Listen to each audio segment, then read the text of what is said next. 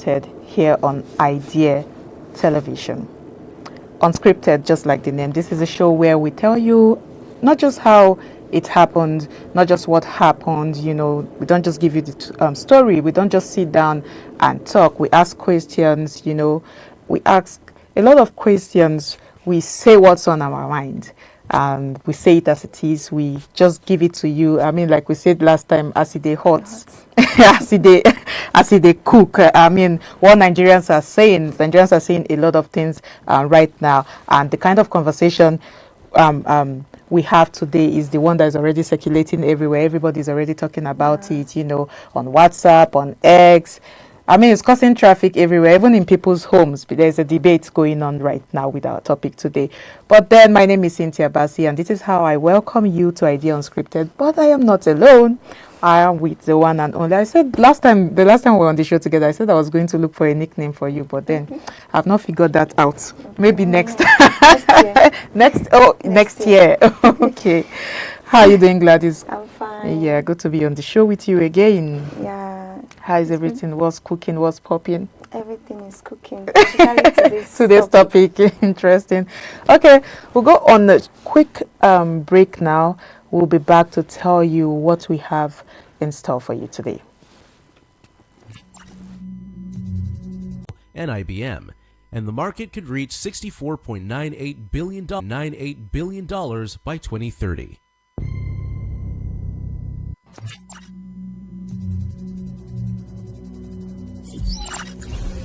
AI augmented development. AI is now revolutionizing software development by automating code generation, testing, and debugging. Tools like GitHub Copilot suggest code snippets in real time, significantly speeding up the development process.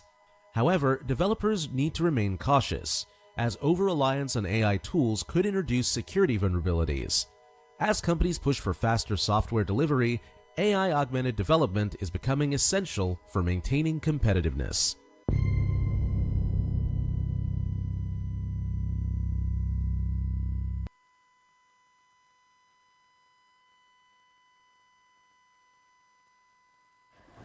Alright, welcome back. It's good to know that you are still there. And if you are just joining, this is Idea Unscripted, where we talk as it dey hot. And today what's hot is that it's like I said earlier, it's going to be a very heavy, sensitive topic, a very sensitive conversation. And I mean, it's current, obviously.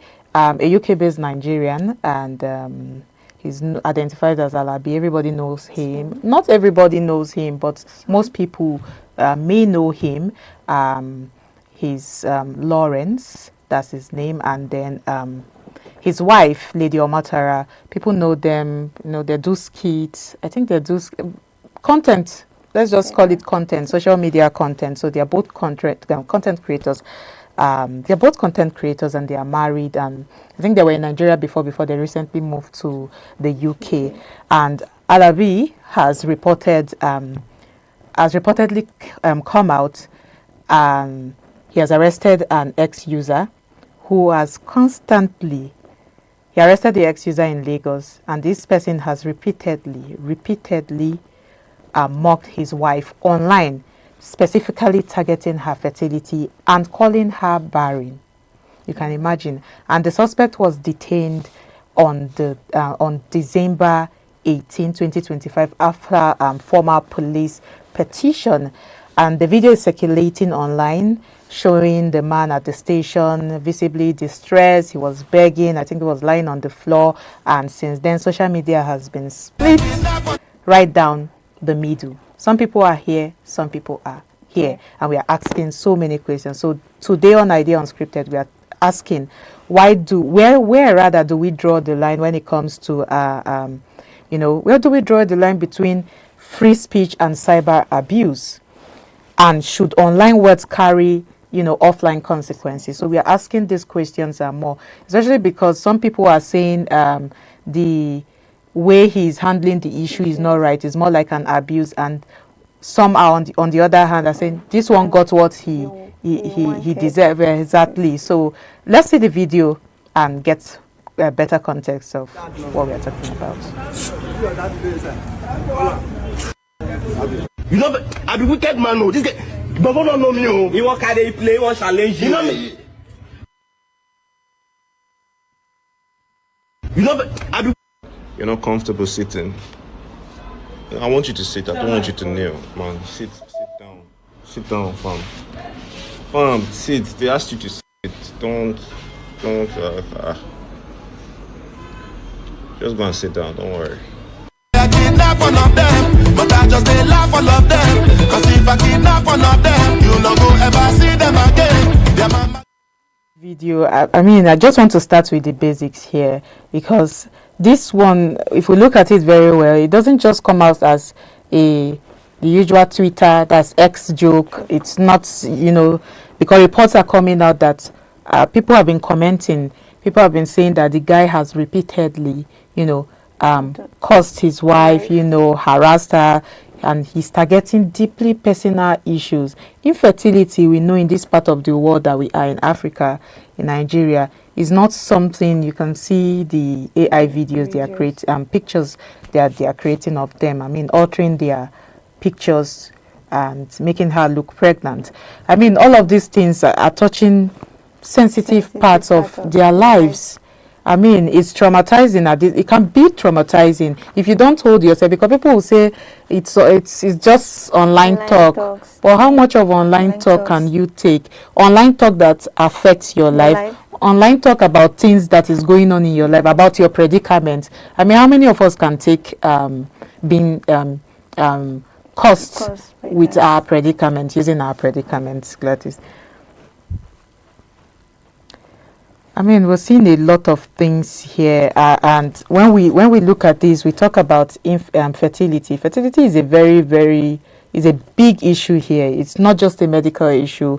It has deep cultural, emotional, sense here. And when somebody comes out online to mock you or mock someone over what some people are now calling is just a casual banter, because we know what's his name, the Alabi guy, that's the Lawrence, that's also his name, is very vocal on the internet. We know most of the social media content creators are very vocal, but he is very vocal, especially on Twitter, and people were like, he got what he wanted, and that's the consequences of somebody that is that vocal to online, that I mean, he does that to people, blah blah blah. They were saying a lot of things, and I'm not sure I've ever seen him.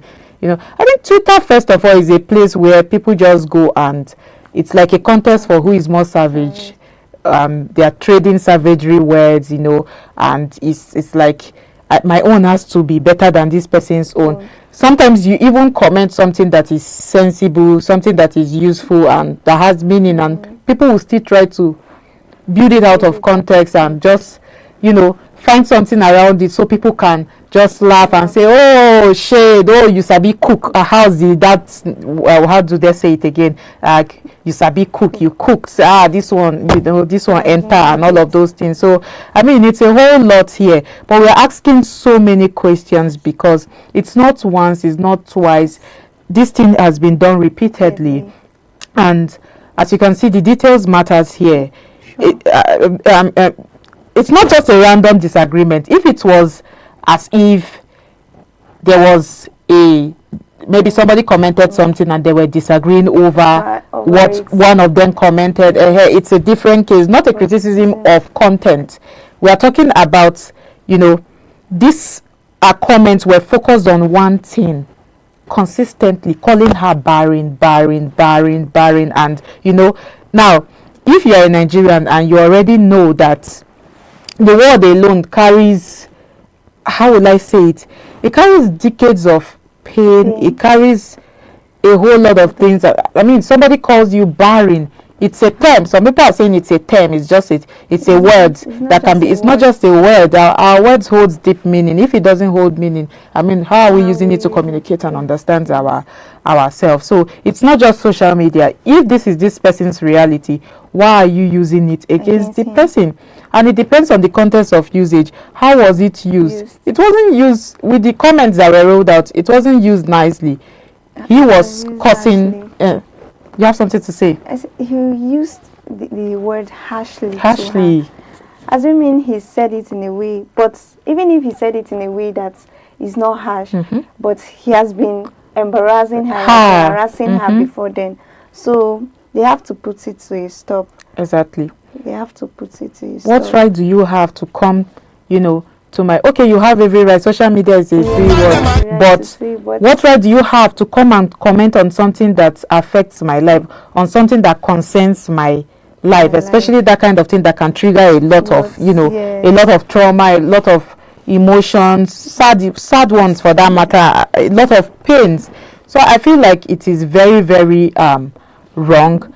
And we know that let's also be fair to give a little context to the matter. We understand that based off what some people are saying, we understand that Alabi and his wife Omotara are content creators, they are social media influencers, more like public figures now online. And social media has shaped every part of their lives, because this is where these people make money from, if I am not mistaken. This is where these people make money from. I mean, I came to know them online. They're always online. If they have any other thing they are doing outside being social content creators, maybe it should be some other businesses that they have people stationed there that are running it for them. But I feel like this is their main source of income. They're always there.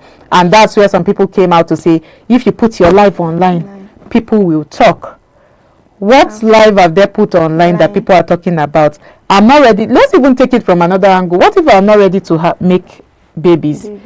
They are young people, and I mean, following their life so far, not like I'm a serious follower of them, but I come across them from time to time, and I saw that they went to the UK to, I don't know about the man, I'm not sure about the man, but I'm very sure about the woman, because I've seen her say she's dressing to go for classes and all of those things. She went for studies and she's trying to build her life. And even if they have relocated completely, I mean, we all know why most Nigerians relocate. It's just to go and better their life. And some of us have come from the history of, we did not get some certain privileges in life. We did not enjoy some certain things in life. So the life we did not have, we want to give it to our children. And it's just because we have normalized just having children like that in Nigeria. When you get married, no planning, no nothing. You are not opening any trust fund for your child or children you are planning to bring into the world. You do not have 2-bedroom flats that will contain you, your wife and the child first. And then when you are having more children added to that one already, 2, 3, you are moving to another bigger house. We don't think you see most times in Nigeria. Thank God that mentality is dying down slowly. But you see most Nigerians, though, you live in a self-con as a man, and then you will marry, bring the wife